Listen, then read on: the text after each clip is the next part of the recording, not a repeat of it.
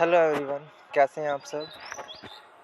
आप सबका स्वागत है आपके अपने YouTube channel combine study point पर। तो कैसे हैं आप सभी भाई, कमेंट करके बताइएगा। तो भाई जैसा कि आप सब बच्चों को पता है, इग्नू के लिए मैंने क्लासेस शुरू कर रखी है जिसमें हमने financial accounting, corporate accounting and cost accounting की क्लासेस जो है वो स्टार्ट कर दी हैं। ठीक है भाई, तो जो भी चैनल से नहीं जुड़ा है जल्दी से पहले तो चैनल को सब्सक्राइब कर ले ताकि आपको हमारी हर एक क्लास जो है वो टाइम पे मिल जाएगी। Okay, second thing will be, आप लोगों को सोशल मीडिया व्हाट्सएप और टेलीग्राम वहाँ पर भी मेरे से कनेक्ट होना है ताकि आप लोग मेरे से पढ़ सको अच्छे से। ठीक है भाई, और जो भी स्टडी मटेरियल मैं देता हूँ ग्रुप्स में उसका आप जो है बेनिफिट ले सको। ठीक है, तो आई थिंक आपको ये बात क्लियर हो गई होगी। ठीक है, तो आज कल हमने कॉस्ट अकाउंटिंग का चैप्टर शुरू करा था जिसमें हमने बेसिक देखा था, राइट। थोड़ा सा और आगे हम बढ़ेंगे जिसमें हम आज जो पढ़ने वाले हैं उस टॉपिक का नाम है objectives of the cost accounting. That means cost accounting का ऑब्जेक्ट क्या है, क्या पर्पज़ है जिस वजह से हम कॉस्ट अकाउंटिंग पढ़ते हैं या कॉस्ट अकाउंटिंग के बारे में हम जो है वो इतना सारा डिस्कशन करते हैं। तो नंबर 1 आपके सामने है, to ascertain the cost of product and this service, यानी एक्चुअल कॉस्ट कितनी आएगी उस प्रोडक्ट को बनाने में, प्रोडक्शन करने में, उसको असरटेन कर लेते हैं कॉस्ट अकाउंटिंग की हेल्प से। Number 2, two fixation of selling price, यानी कि आपके जो भी सेलिंग प्राइस है उनको क्या करता है, फिक्स करने का काम करता है। ये तो उधर जा रहे हैं,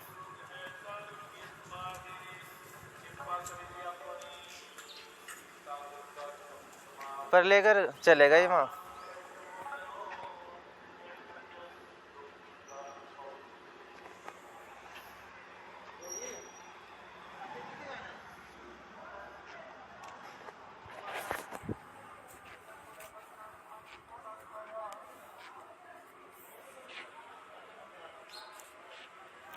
ठीक है भाई, नेक्स्ट है सेलिंग प्राइस को फिक्स करना।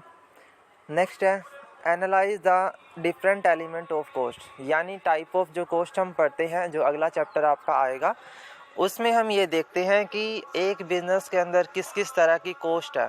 तो अलग अलग तरह से हम इन कॉस्ट को जो है वो डिटरमाइन कर लेते हैं with the help of cost accounting. उसके बाद है identify the cause of wastage and supply, यानी कि रिसोर्सेज का वेस्टेज ना हो, उसका प्रॉपर यूटिलाइजेशन हो। ठीक है भाई, उसके बाद है कॉस्ट ऑफ एनालिसिस, कंपैरिजन करने के लिए अलग अलग तरह की कॉस्ट का। ठीक है, इसके अलावा हमें जो इन्फॉर्मेशन मिलती है कॉस्ट की उससे हम डिसीजन ले सकते हैं, मैनेजमेंट में हेल्पफुल होता है ये। उसके बाद एफिशिएंसी ऑफ द डिपार्टमेंट, यानी अलग अलग डिपार्टमेंट की एफिशिएंसी को इंक्रीज़ करता है। अगर वेस्टेज नहीं होगी, रिसोर्सेज का प्रॉपर वे से यूटिलाइजेशन होएगा तो इसमें क्या होगा बच्चों, हमारे जो डिपार्टमेंट है उनकी एफिशिएंसी भी बढ़ेगी। तो कॉस्ट अकाउंटिंग इसमें हेल्प करती है। Then produce the cost statement, हम जो एक कॉस्ट शीट प्रिपेयर करते हैं with the help of various cost, जिसमें हम अलग अलग तरह की, ओके भाई, तो समझ आया। कॉस्ट स्टेटमेंट हम बनाते हैं जिसमें प्राइम कॉस्ट निकालते हैं, ठीक है भाई, आपकी सेलिंग कॉस्ट निकालते हैं एंड देन ओवरऑल कॉस्ट जो है वो निकाली जाती है अलग अलग डिपार्टमेंट की। तो एक कॉस्ट शीट प्रिपेयर हम इससे कर लेते हैं। तो ये थे हमारे ऑब्जेक्टिव जो कॉस्ट अकाउंटिंग में हेल्प करते हैं। उसके बाद नेक्स्ट आपका टॉपिक बनता है difference between the cost accounting and financial accounting. दोनों अकाउंटिंग के जो ब्रांच हम पढ़ रहे हैं इनमें क्या डिफरेंस है, क्या अंतर है। तो कॉस्ट अकाउंटिंग बेसिकली डील करती है कॉस्ट रिगार्डिंग, यानी कि एक गुड्स की, एक प्रोडक्ट की क्या कॉस्ट आएगी बनाने में, उसको असरटेन करते हैं कॉस्ट अकाउंटिंग के अंदर। फाइनेंशियल अकाउंटिंग हमें सिर्फ़ और सिर्फ क्या बताती है, फाइनेंशियल परफॉर्मेंस बताती है कि जो बिज़नेस है वो प्रॉफिट में है या लॉस में है, राइट। कॉस्ट अकाउंटिंग मैनेजमेंट को इन्फॉर्मेशन देने का काम करती है, ठीक है, और फाइनेंशियल इन्फॉर्मेशन हमें किसको देनी होती है, हमारे क्रेडिटर एंड शेयर होल्डर्स को। ओके, कॉस्ट अकाउंटिंग में ऑडिट करने की रिक्वायरमेंट नहीं है, यानी उसको अकाउंट्स को ऑडिट करने की ज़रूरत नहीं होती। लेकिन फाइनेंशियल अकाउंटिंग में हर साल जो है वो एक टाइम पीरियड के बाद जो ठीक है ना, तो इसमें एक प्रॉपर सिस्टम होता है ऑडिट करने का। ऑडिटिंग कैसे होगी, किस तरह से करी जाएगी, ये इसमें देखा जाता है। उसके बाद हमारा कॉस्ट अकाउंटिंग, उसमें आपका लेबर, वेरिएबल, ठीक है, अलग अलग तरह के हम वेरिएबल ओवरहेड पढ़ते हैं, उनकी कॉस्ट निकालते हैं। जबकि फाइनेंशियल अकाउंटिंग में इस तरह का कोई भी क्लासिफिकेशन नहीं है। उसमें हम सिर्फ और सिर्फ रिसिप्ट हो गया, इनकम हो गया, एक्सपेंसेस, उन सबको एज इट इज़ लिख देते हैं, ठीक है, उसको क्लासीफाई करके नहीं लिखते। कॉस्ट अकाउंटिंग के अंदर फाइनल स्टेटमेंट हम बनाते हैं, जो कॉस्ट शीट हो गया, प्रोसेस अकाउंटिंग हो गया, कॉन्ट्रैक्ट अकाउंटिंग हो गया, या अदर स्टेटमेंट जो हमें कॉस्ट के बारे में बताए। जबकि फाइनेंशियल अकाउंटिंग में हमारे पास trading and profit and loss account और बैलेंस शीट, ये सब हम बनाते हैं, ठीक है। तो आई होप सो क्लियर हो गया आपको ये पॉइंट डिफरेंस का। आगे बढ़ते हैं। It does not form a basis for tax assessment. Cost accounting की हेल्प से हम टैक्स की असेसमेंट नहीं कर सकते, जबकि हमारी जो फाइनेंशियल अकाउंटिंग है उसमें हम टैक्स लायबिलिटी निकालते हैं, क्योंकि वहाँ पे नेट, हाँ जी भाई, तो मैंने बताया आपको टैक्स लायबिलिटी हम कहाँ पर निकालते हैं, फाइनेंशियल अकाउंटिंग में, जबकि कॉस्ट अकाउंटिंग में ऐसा कैलकुलेशन नहीं होता। Variance analysis to identify favourable and adverse difference between standard cost and the actual cost. Cost के अलग अलग डिफरेंस, वेरिएशन जो है हम कॉस्ट अकाउंटिंग में असरटेन करते हैं, जबकि फाइनेंशियल अकाउंटिंग में जो एक्चुअल में ट्रांजैक्शन हुई उसी को देखा जाता है, ठीक है। वेरिएशन नहीं देखते, सिर्फ जो ट्रांजैक्शन हुई है, पेमेंट हुई, रिसिप्ट हुई, उसको हम एज इट इज़ जो है अपनी बुक्स ऑफ अकाउंट में नोट डाउन कर देते हैं। जो आपकी कॉस्ट अकाउंटिंग है वो कॉस्ट की इन्फॉर्मेशन देती है, जबकि हमें फाइनेंशियल इन्फॉर्मेशन देती है, ठीक है। यहाँ पर प्रॉफिट एंड लॉस जो है वो स्पेसिफिक डिपार्टमेंट के हिसाब से, ठीक है, उनके ब्रांच के हिसाब से हम जो है वो असरटेन करते हैं, जबकि यहाँ ऑपरेशनल रिजल्ट जो है वो निकाला जाता है। यानी कि ऑपरेशनल एक्टिविटी परफॉर्म करके ही ये देखा जाता है प्रॉफिट हुआ या लॉस हुआ। बैलेंस शीट की क्या स्टेटमेंट रही, उसमें एसेट्स कितने रहे, लाइबिलिटीज़ कितनी रही, तो वो हम ऑपरेशनल एक्टिविटी के थ्रू करते हैं। ये आपकी एफिशिएंसी बढ़ाता है, ठीक है। ये हमारा ट्रेंड को मेजर करता है, ये बताता है कि एक अकाउंटिंग पीरियड ख़त्म होने पर एक बिज़नेस का स्टैंड क्या रहा, वो कितना ज़्यादा प्रॉफिटेबल रहा, कितना ज़्यादा लॉस में रहा, ठीक है भाई। जहाँ आपका फिजिकल यूनिट होती है वो आपकी कॉस्ट अकाउंटिंग है, जैसे लेबर हो गया, मशीन हो गया, ये सब। जबकि इसमें हम बुक्स ऑफ अकाउंट में मॉनेटरी यूनिट्स को ही रिकॉर्ड करते हैं, ठीक है। इसके अलावा कॉमन गोल क्या होता है फाइनेंशियल और कॉस्ट अकाउंटिंग का, तो इन दोनों का गोल क्या है, common goal, to continuously assisting the organisation they serve, यानी उस ऑर्गेनाइजेशन के लिए काम करना। फाइनेंशियल अकाउंटिंग अपना काम करेगी, कॉस्ट अकाउंटिंग अपना काम करेगी, दोनों का क्या है, अलग अलग फंडा है। यानी कॉस्ट अकाउंटिंग कॉस्ट असरटेन कर देगी और फाइनेंशियल अकाउंटिंग हमें फाइनेंशियली इंफॉर्मेशन दे देगी। उसके बाद अगला टॉपिक आपका आ जाता है एडवांटेज ऑफ कॉस्ट अकाउंटिंग, ठीक है, स्टार मार्क कर लो। एडवांटेज ऑफ कॉस्ट अकाउंटिंग पूछ लेते हैं आपसे, ठीक है। ब्रीफली पूछा जाता है कि what do you mean by cost accounting, explain it's advantage and limitation, ठीक है। फीचर्स के ऊपर ये क्वेश्चन आपका बन जाता है। तो इसमें आपने देखना है क्या क्या हमारे फ़ायदे हैं। तो ये आपको फ्लो ऑफ इंफॉर्मेशन देती है, प्रोडक्ट के रिगार्डिंग, कॉस्ट के रिगार्डिंग, मशीनों के रिगार्डिंग, राइट, लेबर हो गया, मटेरियल हो गया, उन सब के बारे में।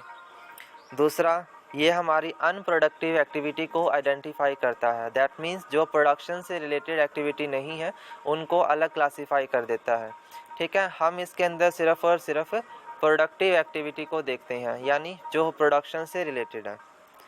यहाँ पर रिलायबल और करेक्ट जो है वो डाटा दिया जाता है, और बजट जो है वो प्रिपेयर किया जाता है, और जिससे हम कॉस्ट को पहले ही असरटेन कर लेते हैं, यानी एस्टिमेशन लगा लेते हैं कि कितनी कॉस्ट आएगी, तो उसके लिए बजट पहले से ही बनाया जाता है कॉस्ट अकाउंटिंग में। ये हमारी ऑपरेशंस एक्टिविटी की एफिशिएंसी मेजर करता है, हमें बताता है कि स्टैंडर्ड एफिशिएंसी और वेरियांस कितना आया, दोनों में कितना डिफरेंस आया है।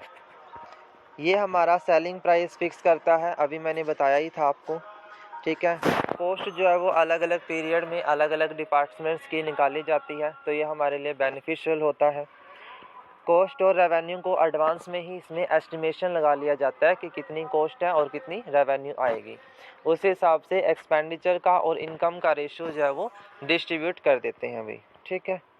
उसके बाद इन्वेंट्री कंट्रोल और स्टॉक टेकिंग जो है वो इसमें आता है, कितना हमें रॉ मटेरियल चाहिए, कितना हमारे पास अवेलेबल है, उस स्टॉक की कैलकुलेशन कैसे होगी वो हम इसमें देखते हैं। इसके अलावा ये हमारी cost of working the profit more frequently, ये हमारा कॉस्ट और प्रॉफिट जो है वो जल्द से जल्द बता देता है, ठीक है। फाइनेंशियल अकाउंटिंग में हमें वेट करना पड़ेगा पूरे अकाउंटिंग पीरियड के एंड होने का, बट जबकि कॉस्ट अकाउंटिंग में हम जैसे ही कॉस्ट निकालते हैं तो उससे हम ये अंदाज़ा लगा लेते हैं कि हमारा जो बिज़नेस है वो कितने ज़्यादा प्रॉफिट में होगा और कितने ज़्यादा लॉस में होगा, ठीक है भाई।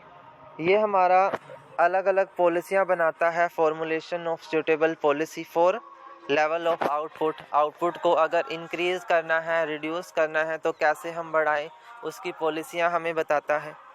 ये हमारे डिसीजन को बनाने में हेल्प करता है।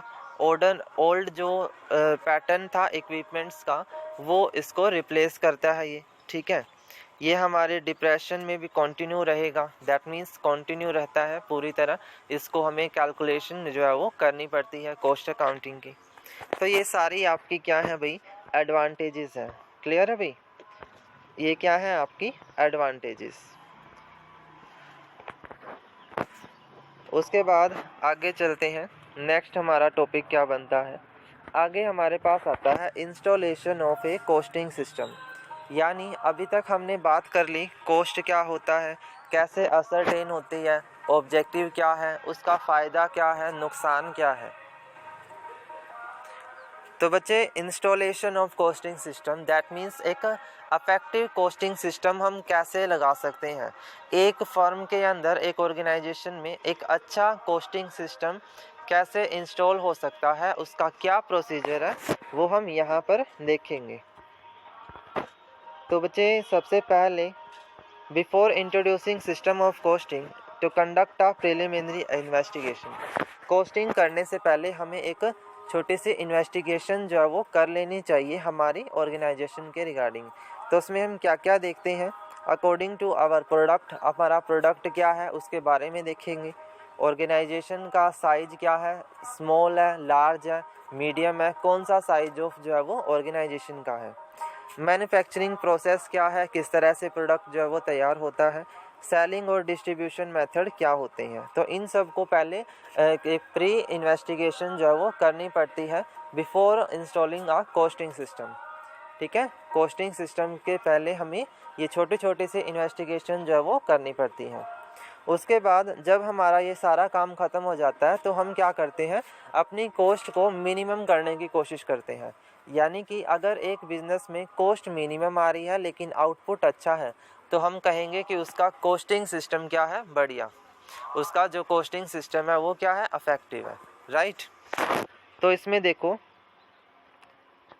The organisation disturb to be minimum, that means जो एग्जिस्टेंस में जो चल रहा है उसको रिसोर्सेज को हमें क्या करना है, मिनिमम करना है, दैट मीन्स ऑप्टिमम यूटिलाइजेशन करना है, वेस्टेज को रोकना है, ठीक है। सिस्टम को ग्रेजुअली इम्प्लीमेंट करना है, जो हमने सोचा कॉस्ट सिस्टम के बारे में उसको अच्छे से इम्प्लीमेंट करेंगे, ठीक है। एक प्रोसेस ऑफ कॉस्टिंग रखेंगे, दैट मीन्स एक पूरा प्रोसेस बताएंगे कि कैसे हमने हमारी ऑर्गेनाइजेशन के अंदर कॉस्टिंग सिस्टम को इंस्टॉल करना है, ठीक। प्रोसीजर को सिंपल रखना है और इकोनॉमिकल रखना है ताकि ऑपरेट रखने में कोई भी प्रॉब्लम ना आए, ठीक है। यानी ऑर्गेनाइजेशन का जो लेवल है उसके हिसाब से इसका जो है वो ऑपरेशन रखा जाना चाहिए। System is able to periodical report to various level of management, कहता है जो आपका अच्छा कॉस्टिंग सिस्टम है वो अलग अलग डिपार्टमेंट की रिपोर्ट्स को एक टाइम पीरियड के अंदर मेजर करके हमें बताता है। ठीक है। और इसके अलावा हमें जो है वो और क्या देखना होता है, ऑब्जेक्टिव्स एंड डिफ़िकल्टीज़। कहता है हमारी जो बिज़नेस है उसका क्या ऑब्जेक्टिव है वो भी हमें देखना चाहिए, और डिफ़िकल्टी क्या आती है उस सिस्टम को इंट्रोड्यूस करने में, उन प्रॉब्लम को भी हमें फेस करना पड़ता है जब हम एक कोस्टिंग सिस्टम, एक अफेक्टिव कोस्टिंग सिस्टम को हमारी ऑर्गेनाइजेशन के अंदर इम्प्लीमेंट करने की जो है वो कोशिश करेंगे।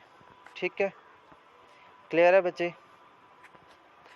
फैक्टर टू बी कंसीडर, कौन कौन से फैक्टर हैं जो इंस्टॉलेशन ऑफ सिस्टम को जो है वो अफेक्ट करते हैं, कोस्टिंग सिस्टम को अफेक्ट करते हैं। सबसे पहले ऑब्जेक्टिव, किस उद्देश्य से कोस्टिंग सिस्टम आया है। ठीक है, name of the business, business का नाम क्या है। ठीक है, लिमिटेड है, प्राइवेट लिमिटेड है, किस तरह का ऑर्गेनाइजेशन का स्ट्रक्चर है।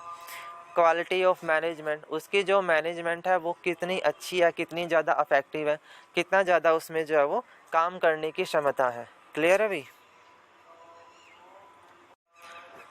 ठीक है, उसके बाद size and type of organisation, कितना बड़ा साइज है। ठीक है, स्कोप ऑफ अथॉरिटी, वहाँ पर सोर्स ऑफ इंफॉर्मेशन क्या है, रिपोर्ट किसको सबमिट होती है, ये सारी बातें हमें देखनी पड़ती है to be consider while installing a affective costing system in a organisation.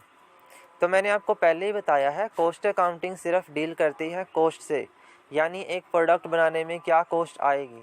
Product बनाने से लेकर कस्टमर तक पहुंचाने तक जो भी हम प्रोसेस करते हैं वो सारे कॉस्ट अकाउंटिंग के अंदर आएंगे।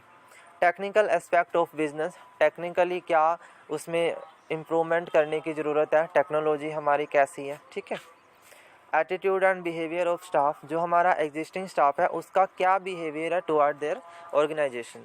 ठीक, डिफरेंट ऑपरेशन क्या होते हैं एक्सपेंसेस के रिगार्डिंग, और कॉस्ट और फाइनेंशियल अकाउंटिंग की हम इंफॉर्मेशन कैसे रिकॉल करते हैं या उसको कलेक्ट कैसे करते हैं।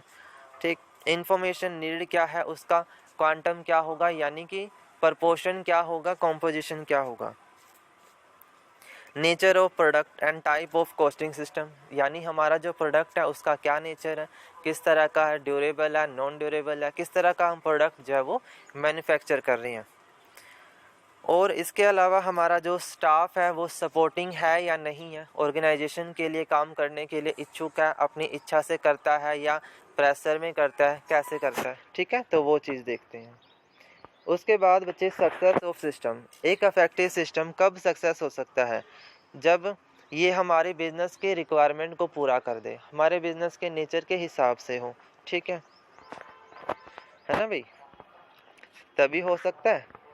सिंपल हो, जिसको ऑपरेट करना आसान हो। ठीक है, स्टाफ जो है वो कोऑपरेशन वाला है, यानी कि ऑर्गेनाइजेशन में जो रूल्स आ गए उसके हिसाब से अपने आप को ढाल लेता है, और आपके पास जो है प्रॉपर इंफॉर्मेशन होती है, रेगुलर बेसिस पे इंफॉर्मेशन आती है, तो आप उसको कॉस्ट रिपोर्ट को अच्छे से प्रेजेंट कर पाओगे। ठीक है, फाइनेंशियल अकाउंटिंग सिस्टम के साथ लिंक्ड हो, यानी फाइनेंशियल अकाउंटिंग में जो इन्फॉर्मेशन हमारी कॉस्ट अकाउंटिंग में काम आ सकती है उससे वो लिंक होना चाहिए, तभी हम कहेंगे इफेक्टिव कॉस्टिंग सिस्टम है। कॉस्ट कंट्रोल होनी चाहिए, यानी मिनिमम कॉस्ट हो और मैक्सिमम बेनिफिट हो। ठीक है, कॉस्ट कंट्रोल तब होती है जब हमारा कॉस्ट कम आए और बेनिफिट ज़्यादा हो। Provide the estimation with actual result और जो एस्टिमेशन रिजल्ट है उनका जो वेरिएशंस है वो सही होना चाहिए, यानी जैसा हमने सोचा था वैसा ही एक्चुअल कॉस्ट आई, तो वो क्या है, इफेक्टिव। फ्लेक्सिबिलिटी होनी चाहिए, कितना अमाउंट हमें निकालना है कितना नहीं निकालना वो देखना है। कंपैरिजन करना आसान हो। ठीक है, तो कॉस्ट ऑफ अकाउंटिंग सिस्टम क्या होगा, अच्छा होगा। ठीक है, तो कॉस्ट अकाउंटिंग सिस्टम के लिए ये सारे बेनिफिट होने चाहिए। ठीक है, तो आई थिंक ये आपका चैप्टर था जिसके अंदर हमने ये सब देख लिया। ठीक है, कॉस्ट अकाउंटिंग क्या होती है, प्रिंसिपल क्या होता है, ये सब हमने देखा। कॉस्ट का मीनिंग क्या होता है बच्चे। ठीक है, फिर हमने एडवांटेजेस हो गई इसकी वो देख लिया। उसके बाद एक अफेक्टिव कॉस्टिंग सिस्टम कैसे आता है ऑर्गेनाइजेशन में, क्या उसका बेनिफिट है, क्या उसकी जो है इंफॉर्मेशन से हमें फ़ायदा होता है, ये सारी बातें हमने डिस्कस कर ली। तो आपका जो फर्स्ट यूनिट था वो बच्चे कंप्लीट हो चुका है कॉस्ट अकाउंटिंग का। ठीक है, तो अगर आपको क्लास अच्छी लगी है तो लाइक कर देना भाई, और अपने सारे दोस्तों के साथ शेयर कर दीजिएगा, ताकि हमारे चैनल कंबाइंड स्टडी पॉइंट के साथ और भी ज़्यादा स्टूडेंट जुड़ सकें। ठीक है, तो आज की क्लास को यहीं पर ख़त्म करेंगे और आप जो है मेरे साथ टेलीग्राम और व्हाट्सएप पर जुड़ना ना भूलें। ठीक है, वहाँ से आप मुझे ज्वाइन कर सकते हो और हमारे जो क्लासेज हैं उनका प्रॉपर शेड्यूल जो है वो ले सकते हो। ठीक है, तो आज के लिए इतना ही रखते हैं। Thank you so much.